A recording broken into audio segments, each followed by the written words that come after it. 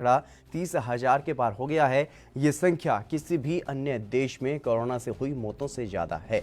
एक दिन पहले अमेरिका में 2,569 लोगों की मौत हुई थी।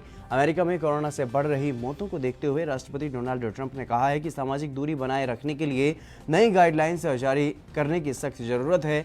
अमेरिका में अब तक 6 लाख से ज्यादा कोरोना संक्रमित लोग हैं, जबकि मौत का आंकड़ा 30,000 को पार कर चुका है। दुनिया में कोरोना से सबसे ज्यादा मौत अमेरिका में देखी जा रही है। यहाँ हर दिन बड़ी संख्या में नए मरीज सामने आ रहे हैं। न्यूयॉर्क ज्यादा प्रभावित है, जहां मृतकों की संख्या सबसे अधिक देखी जा रही है।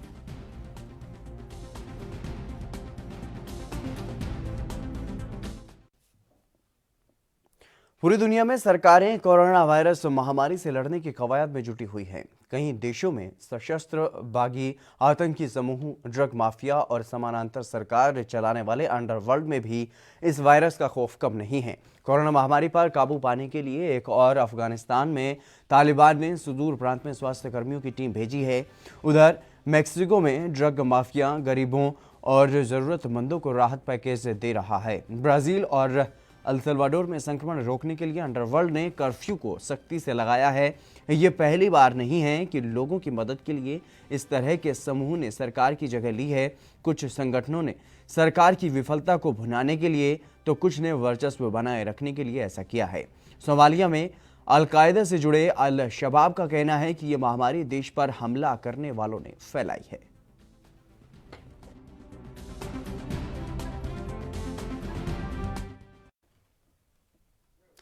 देश में पर्सनल प्रोटेक्टिव इक्विपमेंट की कमी की समस्या से कोई राहत मिलती दिखाई नहीं दे रही है और चीन से आए इन अहम उपकरणों में से कई का इस्तेमाल नहीं हो रहा है, क्योंकि वे भारत में हुई सुरक्षा जांच में फेल रहे। 5 अप्रैल तक भारत में चीन से करीब 1.5 लाख पीपीई किट की सप्लाई आई थी, जिसमें से 50,000 किट क्वालिटी टेस्ट में खरी नहीं उतर पाई और जिस टेस्ट से कोरोना वायरस दुनिया भर में फैला, अब वही मेडिकल सप्लाई के नाम पर दुनिया के साथ मजाक कर रहा है। यूरोपीय देशों समेत कई जगहों पर चीन ने इतने घटिया पीपीई किट भेजे हैं जिन्हें पहना ही नहीं जा सकता।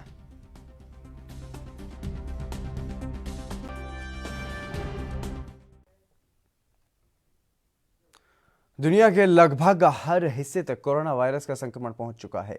बस अब कुछ ही देश ऐसे हैं जहां पर इस वायरस ने अभी तक दस्तक नहीं दी है और कोई भी मामला सामने वहां पर नहीं आया है। देश के 28 राज्यों में सिक्किम इकलौता राज्य है जहां पर अभी तक कोविड-19 का कोई भी मामला सामने नहीं आया है। इसके पीछे सिक्किम द्वारा बहुत जल्द उठाए गए उपाय शामिल हैं।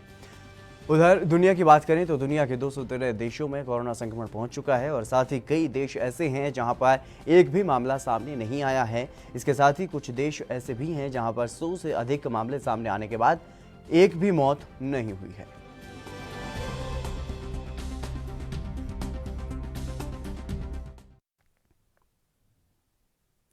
कोरोना वायरस के कारण पूरी दुनिया के साथ हमारे देश में भी कोहराम बचा हुआ है। देश की राजधानी दिल्ली में भी कोरोना ने जमकर कहर बरपाया हुआ है। इस बीच दिल्ली के स्वास्थ्य मंत्री सत्येंद्र जैन ने दिल्ली के ताजा हालातों की जानकारी दी है।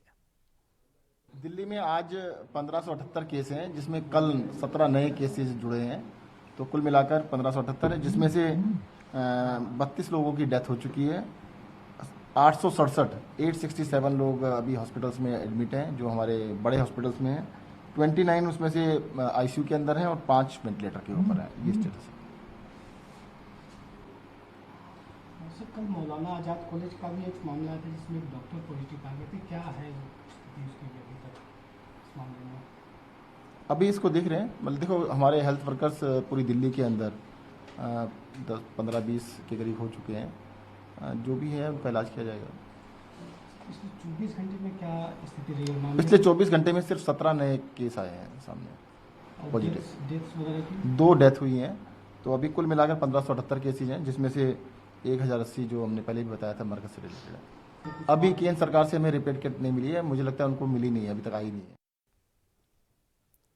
हिमाचल के हमीरपुर में मेडिकल कॉलेज में पिछले 1 महीने से रक्तदाताओं में आ रही कमी के कारण खून का स्टॉक सिमटता जा रहा है। वहीं ब्लड बैंक में तैनात डॉक्टर राकेश कुमार ने बताया कि अगर रक्तदान करने के लिए लोग आगे नहीं आए तो ब्लड बैंक खाली हो जाएगा। उन्होंने लोगों से आह्वान किया कि ब्लड देने के लिए अस्पताल में संपर्क करके 1 दिन का पास बनाकर कोई भी रक्तदान करने आ सकता है। वहीं रक्तदान करने पहुंचे युवकों ने बताया कि लोगों को रक्त की जरूरत पड़ रही है, इसलिए रक्तदान करने आए। और बता दें कि कोरोना के चलते न तो रक्तदान शिविरों का आयोजन हो पा रहा है और न ही रक्तदाता अस्पताल पहुंच पा रहे हैं। जैसा कि सभी जानते हैं कि आजकल कोविड-19 की वजह से ब्लड डोनेशन कैंप नहीं ऑर्गेनाइज नहीं हो पा रहे हैं और डोनेशन भी कम हो रही है, इसलिए हर जगह शॉर्टेज आ गई है। हमारे पास भी थोड़ी ब्लड की शॉर्टेज है, मतलब जो हमारे पास स्टॉक हैं वो 3-4 दिन के लिए चल पड़ेंगे, पर वैसे अब शॉर्टेज आ चुकी है हमारे पास भी। हम कोशिश कर रहे हैं ज़्यादा से ज़्यादा डोनर आएँ हमारे पास। हम जो हमारे ऑर्गेनाइजेशन है, जो ब्लड डोनर ऑर्गेनाइजर हैं, उनको हम रिक्वेस्ट कर रहे हैं कि 2-2, 3 करके डेली डोनर्स भेजें हमारे पास, ताकि सोशल डिस्टेंसिंग बनी रहे, रश भी ना हो एकदम से ब्लड बैंक में और एकदम से शॉर्टेज भी ना आए। तो फैला हुआ जिसमें ब्लड की ज़रूरत है, लोग निकल नहीं पा रहे हैं। मैं भी एक समाज सेवी हूँ और मैंने इसी हिसाब से चलो हॉस्पिटल में आकर ब्लड डोनेट किया है। ये ज़रूरतमंदों को इसकी ज़रूरत है, आप भी आगे आएँ और ज़्यादा से ज़्यादा लोग जो है ब्लड डोनेट। जम्मू कश्मीर में कोरोना की जंग में महिलाओं की टीम भी उतर गई है। दरअसल जम्मू के बाहरी इलाके चट्ठा में पूर्व सरपंच के नेतृत्व में 8-10 महिलाओं ने एक टीम बनाई है, जो हाथों में लाठी डंडे लेकर घर से बाहर निकलने वालों को रोक रही हैं और साथ में कोरोना संक्रमण के दौर में घर में रहकर अपने और परिवार को महफूज रखने के लिए समझा भी रही हैं। वहीं पूर्व सरपंच गुरमीत कौर ने ये बताया कि इलाके में लोग लॉकडाउन के बाहर भी घर से अनावश्यक रूप से निकल रहे हैं और इसे देखते हुए मोहल्ले की महिलाओं ने टीम बनाकर लॉकडाउन का सही से पालन कराने का फैसला लिया है।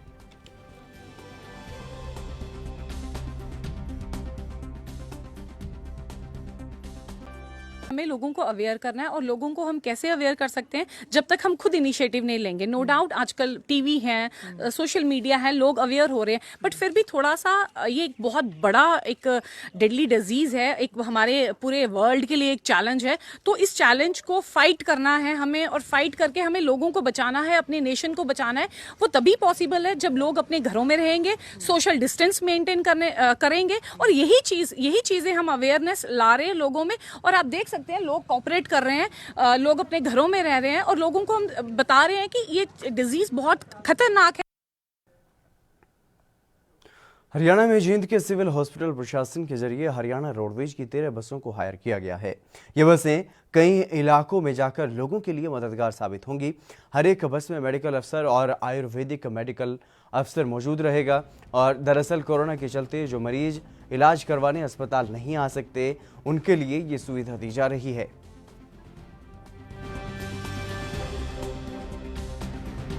लोग है वो हॉस्पिटल के अंदर पहुंच नहीं पा रहे हैं लॉकडाउन की वजह से, इसलिए सरकार ने ये निर्णय लिया कि हर ज़िले में कम से कम 10 टीमें, मोबाइल हेल्थ टीमें बनाई जाएं, जो गांव में जा कर के लोगों को चेक करेंगी, उनकी तकलीफ़ें पूछेंगी और उनको मेडिसिन देंगी। तो इसी कड़ी में हमने आज ज़िला जींद के अंदर 14 टीमें बना करके, जिसके अंदर मेडिकल ऑफिसर, आयुर्वेदिक मेडिकल अफसर, dental surgeon, pharmacist, staff nurse, ANM, male worker, class 4, तो ये जो टीमें हमने 14 टीमें बनाई हैं और एक टीम के अंदर 3 या 4 मेंबर हैं। तो हमने 2 बसें यहाँ से रवाना की है। हरियाणा रोडवेज ने हमें 13 बसें अवेलेबल करवाई हैं और एक बस हमारी अपनी थी, मोबाइल टीम हमारी पहले से ही काम कर रही है। यूपी के बांदा जिले के गांव मोहखर निवासी बाबू पिछले 2 वर्षों से हरियाणा के रेवाड़ी में मजदूरी करने के लिए यहां पर आया था। लॉकडाउन के बाद बाबू का 5 वर्षीय बेटे की पानी में डूबने से दर्दनाक मौत हो गई। परिवार के लोगों ने मृत बेटे को सीने से लगाकर विलाप करती उसकी पत्नी सुदेश का एक वीडियो उसके व्हाट्सएप पर भेजा है। वीडियो देखने के बाद से पीड़ित पिता को इस दुख की घड़ी में अपने परिवार के पास जाने के लिए पीएम मोदी से फरियाद करनी पड़ी, ताकि इस दुख के समय में वो अपनी पत्नी का सहारा बन सके।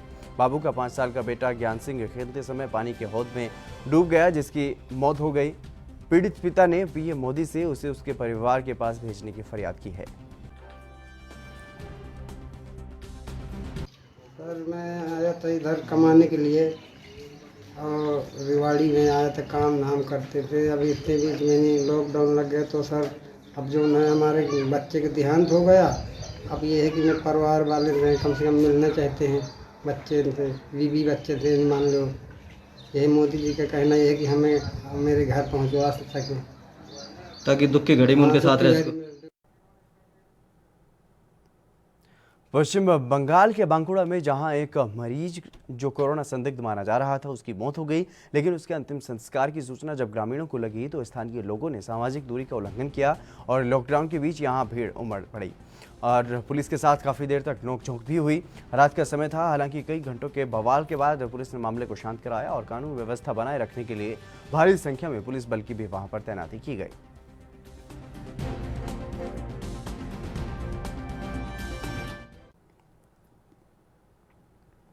देश भर में कोरोना वायरस को लेकर लॉकडाउन जारी है। पंजाब सरकार ने लॉकडाउन के साथ ही राज्य में कर्फ्यू भी लगाया हुआ है, लेकिन बावजूद इसके लोग सरकारी नियमों का पालन नहीं कर रहे हैं।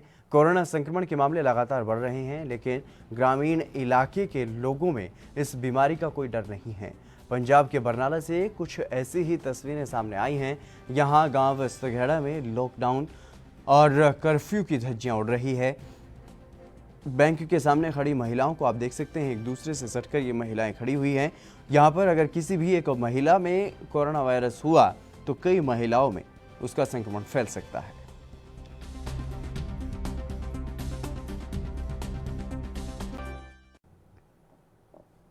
हिमाचल के सोलन सिरमौर सीमा पर यशवंत नगर में जिला सिरमौर की ओर आने वाले सभी लोगों को थर्मल स्क्रीनिंग के बावजूद ही जाने की अनुमति दी जा रही है। वहीं डॉक्टर अनिल शर्मा ने बताया कि सोलन सिरमौर सीमा पर यशवंत नगर में जिला सिरमौर की ओर आने वाले सभी लोगों को थर्मल स्क्रीनिंग के बाद ही जाने की अनुमति दी जा रही है। आपको बता दें कि स्वास्थ्य विभाग उपमंडल राजगढ़ ने यशवंत नगर पुलिस नाके पर ही टीम तैनात की है, जिसमें डॉक्टर ने सिरमौर की सीमा के अंदर आने वाले लोगों की थर्मल स्क्रीनिंग की जा रही है। खासकर बाहरी राज्यों से आने वाले लोगों को थर्मल स्क्रीनिंग के बाद ही सीमा के अंदर भेजा जा रहा है और उन सभी लोगों का डेटा यहाँ पर इकट्ठा किया जा रहा है। उनकी ट्रैवल हिस्ट्री के बारे में भी पता लगाया जा रहा है।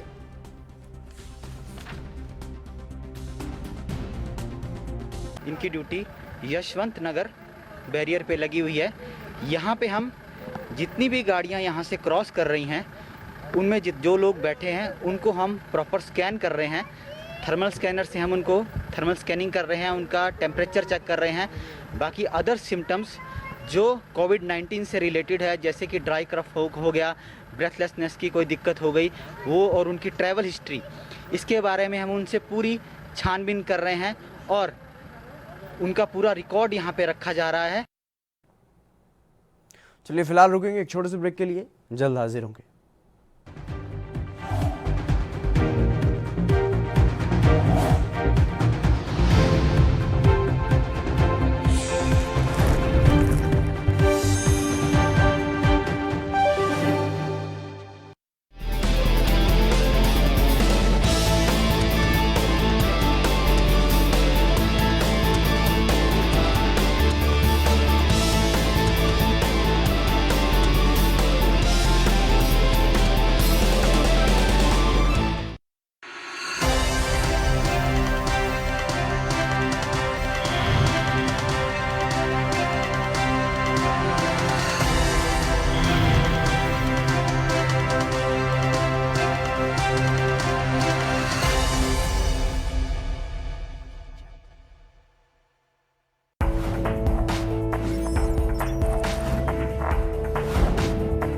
कम ब्रेक और ज्यादा खबरों के साथ देखिए ANP news in channel number पर।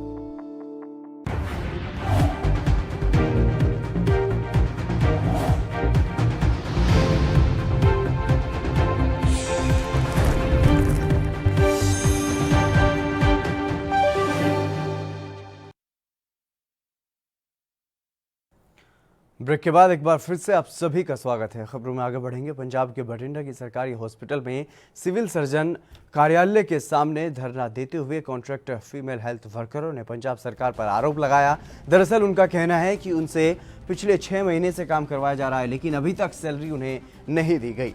वहीं कोरोना के चलते किए गए लॉकडाउन के दौरान उन्हें अपना एक घर चलाना बड़ा मुश्किल हो रहा है। वहीं दूसरी ओर विभाग टीकाकरण के लिए जनता के बीच जाने के लिए कह रहा है और कोरोना के चलते उन्हें कोई भी सेफ्टी किट उपलब्ध नहीं कराई जा रही और ना ही उनका कोई बीमा किया जा रहा है।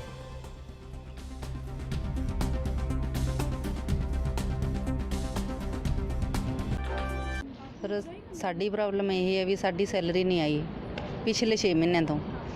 ਹਫ਼ਤਾ ਕੁ ਪਹਿਲਾਂ ਅਸੀਂ ACS ਮੈਡਮ ਨੂੰ ਮਿਲ ਕੇ ਗਏ ਆ ਤੇ ਉਹਨਾਂ ਨੇ ਸਾਨੂੰ ਕਿਹਾ ਵੀ ਤੁਹਾਡੇ ਬਿੱਲਜ ਨੇ ਜਿਹੜੇ ਉਹ ਖਜ਼ਾਨੇ ਦੇ ਵਿੱਚ ਭੇਜ ਦਿੱਤੇ ਆ ਵੀ ਸਾਡੇ ਵੱਲੋਂ ਕੋਈ ਕਮੀ ਨਹੀਂ ਹੈ, ਹਫ਼ਤੇ 'ਚ ਤੁਹਾਡਾ ਕੰਮ ਹੋ ਜਾਏਗਾ। ਕੱਲ ਜਦੋਂ ਅਸੀਂ ਖਜ਼ਾਨੇ 'ਚੋਂ ਪਤਾ ਕੀਤਾ ਸਰ ਵੀ ਸਾਡੇ ਬਿੱਲ ਨੰਬਰ ਕਿੰਨੇ ਆ, ਕਿੱਥੇ ਪਹੁੰਚੇ, ਕੀ ਗੱਲਬਾਤ ਹੈ, ਤਾਂ ਸਾਨੂੰ ਉੱਥੇ ਇਹ ਗੱਲ ਪਤਾ ਲੱਗੀ ਹੈ ਵੀ ਸਾਡੇ ਬਿੱਲ ਉੱਥੇ ਹਲੇ ਤੱਕ ਪਹੁੰਚੇ ਨਹੀਂ ਆ। ਈਵਨ ਕਿ ਸਾਡੇ ਬਿੱਲ ਹਜੇ ਤੱਕ ਰੈਡੀ ਨਹੀਂ ਹੈ, ਜਿਹੜੀ ਚੀਜ਼ ਸਾਨੂੰ ਸਾਹਮਣੇ ਆਈ ਹੈ। ਇਸ ਕਰਕੇ ਸਾਨੂੰ ਇਹ ਧਰਨਾ ਲਾਉਣ ਵਾਸਤੇ ਅਸੀਂ ਮਜਬੂਰ ਹੋਏ ਹਾਂ। राजस्थान के मारवाड़ में खिवाड़ा थाना beat constable Vimla Bishnoi lockdown में भी अपनी ड्यूटी निभा रही हैं। खास बात यह है कि विमला अपनी 2 साल की बेटी के साथ अपने काम पर जाती हैं। बता दें कि विमला का पति भी थाने में पुलिसकर्मी है। घर में कोई नहीं रहता, जिसके कारण उन्हें अपनी बेटी को अपने साथ ही रखना पड़ता है। विमला का कहना है कि कोरोना वायरस का डर तो रहता ही है, लेकिन अपने फर्ज को निभाना भी जरूरी है। मैं मेरे 2 साल की बेटी के साथ कोरोना के बढ़ते संक्रमण को रोकने के लिए बाहर से आए प्रवासियों के बारे में पूछताछ मैं थाने में निगरानी ड्यूटी और अपने बच्चों की मैं अपनी माँ का फर्ज निभा रही हूँ। बच्चे के लिए बच्चे के सही टाइम में देखे उनकी जिम्मेदारी से कर रही हूँ। हरियाणा के पंचकूला के इंडस्ट्रियल एरिया फेज 2 पार्क में एक युवक ने फांसी लगाकर आत्महत्या कर ली। जानकारी के मुताबिक मृतक का नाम संजीव कुमार है, जो कि बुढ़नपुर का निवासी था। हालांकि अभी तक युवक की आत्महत्या करने का कारण साफ नहीं हो पाया है। घटना की सूचना मिलते ही मौके पर पहुंची पुलिस ने शव को कब्जे में लेकर मामले की जांच शुरू कर दी है।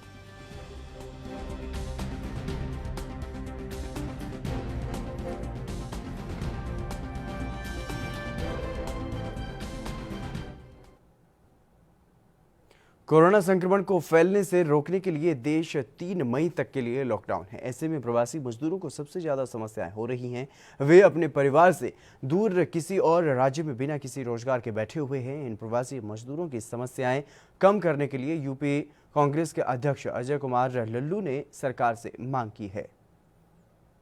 देखिए, जरूरत है जो प्रवासी मजदूर हैं बड़े पैमाने पर दूसरे प्रदेशों में फंसे हुए हैं, जिनको तमाम दिक्कतों का सामना करना पड़ रहा है, ऐसे लोगों की क्या मदद हो सकती है, इस पर सरकार को गंभीरतापूर्वक विचार करने चाहिए।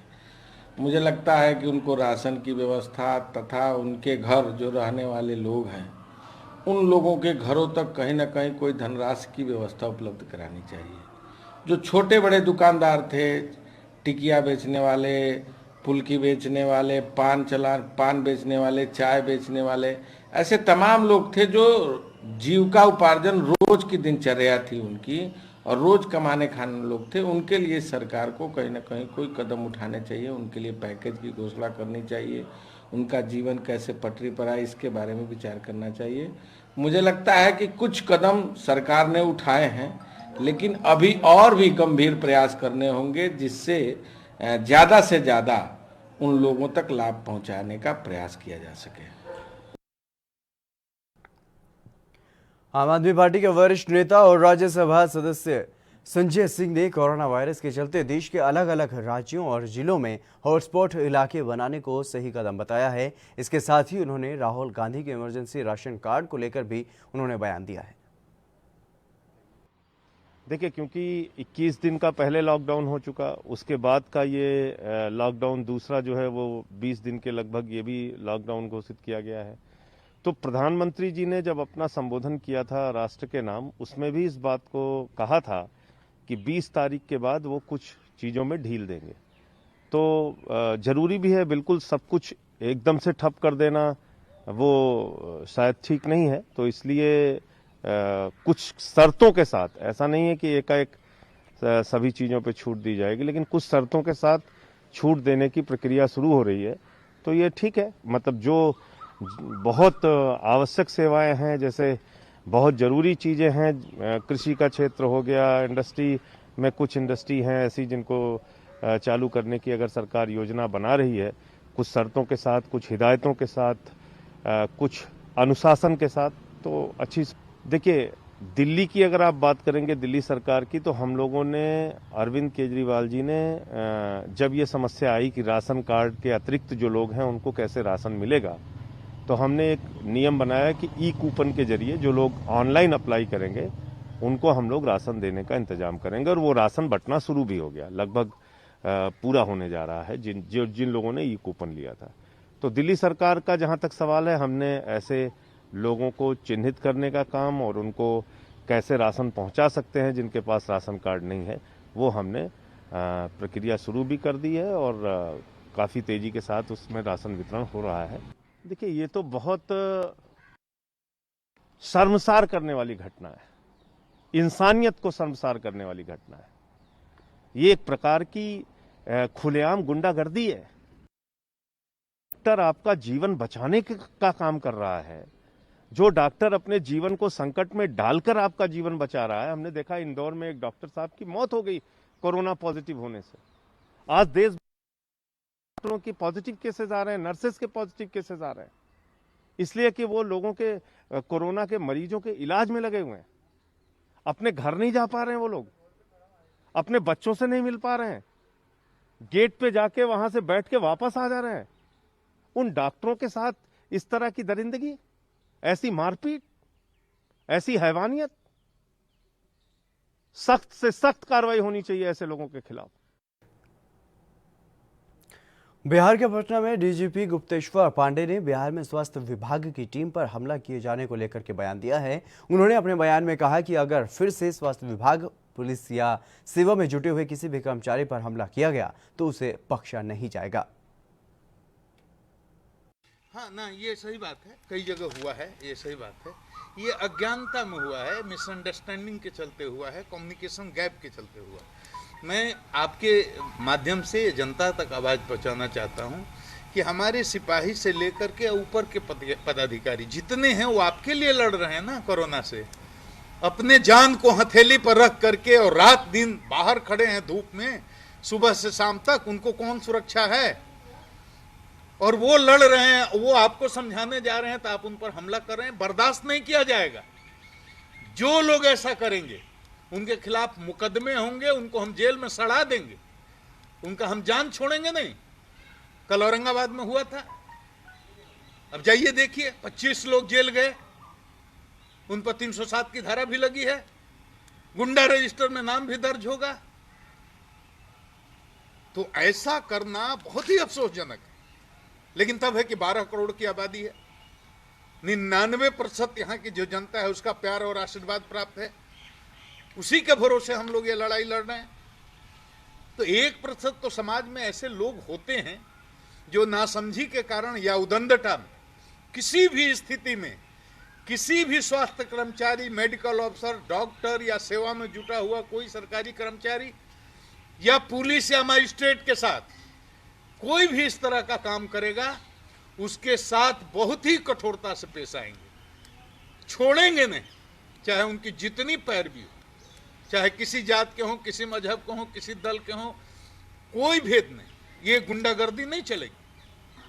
ये मैंने स्पष्ट कर दिया है, कल का एक्शन से स्पष्ट हो गया होगा सबको। जहां जहां हमले हुए वहां ठोस FIR करके गिरफ्तारी हुई है। जो फिरार हैं उनकी भी गिरफ्तारी होगी, चार्जशीट करेंगे, स्पीडी ट्रायल कराएंगे और गुंडा पंजी में उनका नाम भी अंकित करेंगे। हमेशा के लिए दागी हो गए वो। समझदारी से काम लीजिए। हाँ, फिलहाल इस बुलेटिन में बस इतना है। नमस्कार।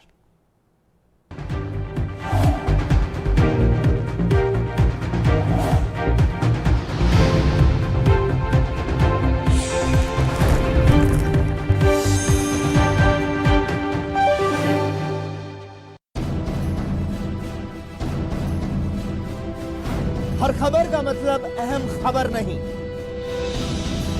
तभी हम दिखाते हैं जनता का मुद्दा। हर खबर का मतलब तमाशा नहीं, तभी सफेद